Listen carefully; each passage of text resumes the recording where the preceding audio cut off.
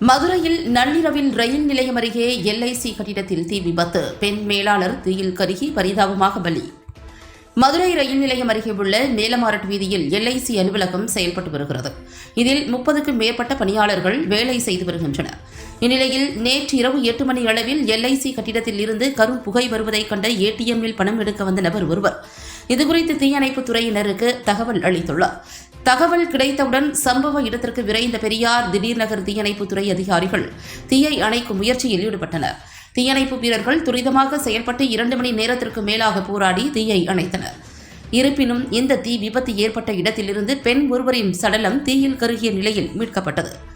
அந்த பெண் மதுரை எல்லிஸ் நகரைச் சேர்ந்த 55 வயதான கல்யாணி நம்பி என்பதும் அவர் அங்கு முதுநிலை மேலாளராக வேலை பார்த்து வந்ததும் தெரியவந்தது. அவரது உடல் அரசு ராஜாஜி மருத்துவமனைக்கு பிரேத பரிசோதனைக்காக அனுப்பி வைக்கப்பட்டது. அதேபோல மற்றொரு ஊழியர் உதவி நிர்வாக அதிகாரி ராமு தீக்காயங்களுடன் ஆம்புலன்ஸில் அழைத்து செல்லப்பட்டுள்ளார். அவருக்கு மருத்துவமனையில் சிகிச்சை அளிக்கப்பட்டு வருகிறது. உள்ளே வேறு யாராவது இருக்கிறார்களா என்பதை கண்டறியும் முயற்சியிலும் போலீசார் இறங்கியுள்ளனர். தீ விபத்துக்கு என்ன காரணம் என்பது குறித்து இதுவரை தெளிவாக தெரியவில்லை. இது தொடர்பாக அதிகாரிகள் விசாரணை நடத்தி வருகின்றனர். மதுரையின் பிரதான பகுதியில் இரவு நேரம் ஏற்பட்ட இந்த திடீர் தீ விபத்து பெரும் பரபரப்பை கிளப்பியிருக்கிறது.